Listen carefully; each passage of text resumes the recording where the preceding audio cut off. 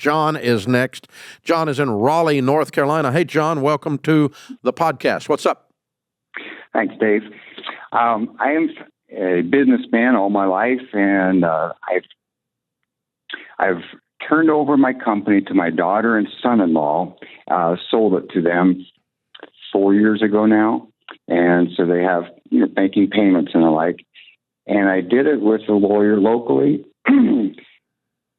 And I went through the whole process with, if you've known Beyond Survival by Leon Danko. I did it with that book, and I followed that plan exactly.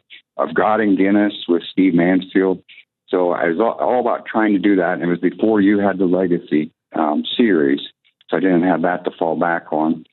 The contract I signed, long story short, my son-in-law has now left my daughter and their family, and he's chosen money over the marriage.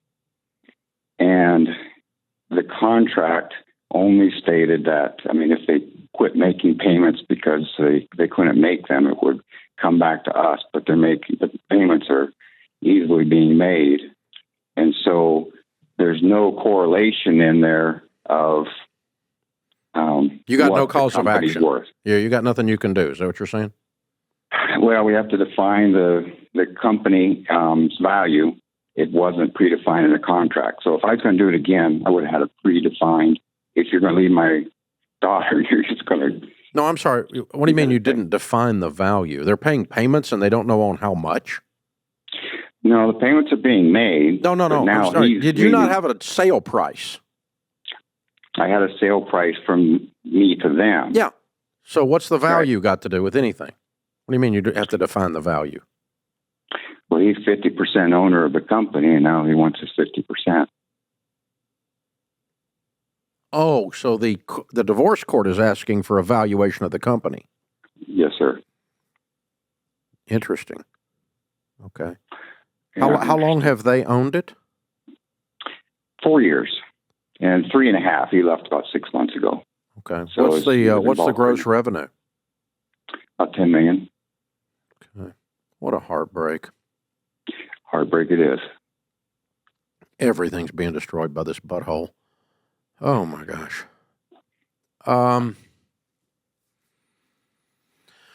Okay. Well, the problem is, John, that you are not in any position of power. You're just the bank now. Yes. You're a grieving father, but financially, contractually with these people, you're just the bank. And the bank can do nothing as long as it's getting its payments. And the bank is not involved in the valuation, the bank is not involved in the liquidation, the bank is not involved in any of that. So he wants his half in cash. That's his negotiation in the divorce. Correct. Okay. Has your daughter got a good attorney, like one that's so mean that she doesn't even like him? Yes. That's the one you want, because I want somebody going after his throat here. So I guess he has no right to demand the liquidation in the divorce proceeding any more than she has the right to just say no. Correct.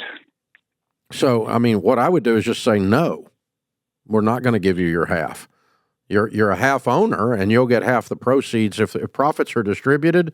If they're distributed, this is your daughter talking, not you, because you're just the bank. Okay? Mm-hmm. So we're advising her right now. But if I'm negotiating with him, I would go, no, I'm not going to pay you. I'm not going to buy you out. You're just half owner, and who's the president of the company? That would be her. Okay, so she can fire him. He's out of the building, right? No, he's been gone for 6 months. Yeah, so that's solved. That's solved. So she's running the business, and she will make the decision about any profit distributions. If profits are distributed, he'll get his half of the profits as long as she wants to do that. At some point, she may want to offer him a buyout, but today's not advantageous to her, so no, I'm not going to buy you out. I hear you. Now, do you have any money? Yeah. How much? Oh, $5 million. Okay, and what's this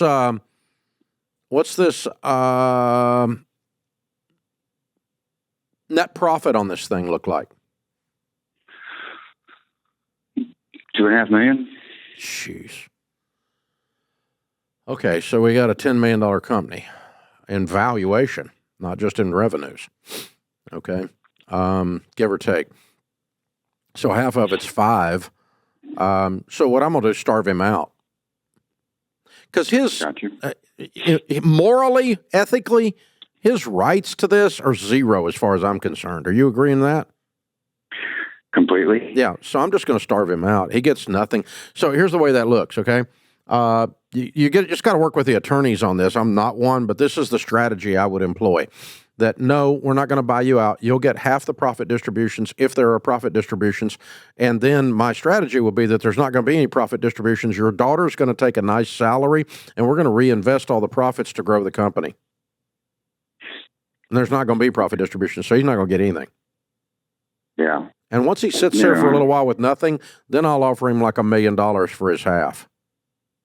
That's probably worth 5 right now. Okay. But I want him a little hungry. Right now he's confused and thinks he's in power. That is correct. I want to correct his confusion first. Gotcha. Yeah, that's all the way I know how to play this. Or somehow beat him down or beat him up. I mean, this thing is worth, if it's net profit taxable income of $2.5 million at a 25% cap rate, 25% rate of return, it's worth 4-fold or about $10 million. You following me on my valuation? Yes, sir. Okay, it's a cap rate approach to valuation, but it's pretty close. And if that's the case, if you could buy his half out for $1 million, I'd do it today. But I don't think Goober Boy's going to settle for that right now. Oh, he might. I mean, he's just basically stayed unemployed and has another woman, and it doesn't have any money. I want him to sit with no money for a while. At least, if you can buy it for $1 million, it's a deal for you. Now you own half again, and your daughter owns the other half. And then let me tell you what I would do. I would buy 1% of hers from her, and you're 51% owner, and I'd get this ship righted and reset this thing and reset the terms in which it is resold to her later and forgive the loan because you're now the 51% owner. You're the majority shareholder. Mm-hmm. Forgive the loan, collapse the loan back into the company, and because it's not worth anything anyway, she's got to pay it, and you don't want that position. You don't want her in that position. And then you guys get this thing up and either resell it or resell it back to her with completely different terms and different default clauses in the, in the process. So our stuff is done in trust, and it states that only people that are blood Ramseys can own it as a protection against divorces. There you go. That would have been good advice to. Yeah, it's a little late. Sorry about that, but right. I mean that's your future gig, right? Let's pretend 5 years down the road she's gotten remarried. The guy's a great guy. All that. We're not going to do this again. We're going to sell it to her, and the covenants, the warranties, the trust documents, however you put the thing together, are going to state blood only can own stock. And gotcha. that just there's no it's against the shareholder agreement for anybody outside the family to be an owner then, the blood family. And so that keeps in-laws from getting confused. They think they're outlaws. That's a special contract because divorce is always, it doesn't matter. I mean, no, I guarantee you a divorce is not going to violate this trust I wrote. I'll guarantee you. I mean, I spent a bazillion. If it does, I'm going to kill a lawyer, but because I spent so much money with them. I'm telling you, this stuff is iron. We've gone over it and over it and over it and over it again because we didn't have our kids do prenups, and they're owners of this company now. It's that good? It's that good. The agreement? It's that good. But it's a trust. The stock, the LLC stock is held in the children's trust, and the only participants in the children's trust is the stinking children, not their in-laws. And so if one of my grandkids becomes an inheritance of that, it goes to them. They get married, have to be a Ramsey blood. Got to check the old DNA or you're not in there, baby. So Well, Anyway, we did you all got to the go. rental Anyway, before properties we in a get there, trust. you got to go back and clean up all this mess, and you got some negotiating to do among tiers. So, how long has this been going on that boy child's out there sleeping around and left your daughter? Well, it looks like it goes back to 2018. I mean, how long has he been out of the building over there? It's been since Memorial Day. Okay, last year. So about 9 months. All right, y'all been going through hell, man. I'm so sorry. It's such a heartbreak because you go from anger to tears to anger to tears, and you got this whole business thing all twisted up in there too, and it breaks your heart, and you go, God, I wish I'd have. God, I wish I'd have. God, I wish I'd have. Well, I think you get a deal if you drop $750,000 on the table and buy him out for cash. But if he wants to be greedy, we can also set it up where he gets nothing long enough that his greed goes away. Yeah. There you or go. the number on his greed changes, whatever we want to call that. Yeah. Okay. Yeah. I hear you loud and clear, and yep, you're right. Kids involved in everything, so it's just that's ugly. Yeah, I'm so sorry. How old is your daughter? She's 36. Yeah. Okay. I mean, you and I are the same age. Yeah. I mean, when I read your books, I'm that guy. So Yeah. it's fun. Business is fun. There's always something good to look forward to, and I'm a classic trying to outsell my stupidity all the time, as you put it. So Yeah. we'll keep going. This one was a hard one, but that is the way it is. I like what you're saying. Well, good luck with it, brother.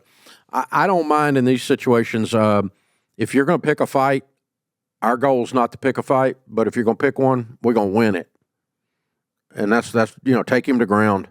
He brought this on himself. Take him to ground. That's what I would do. Some of y'all out there think I need to be nicer. Well, try divorcing my daughter and see how that works for you.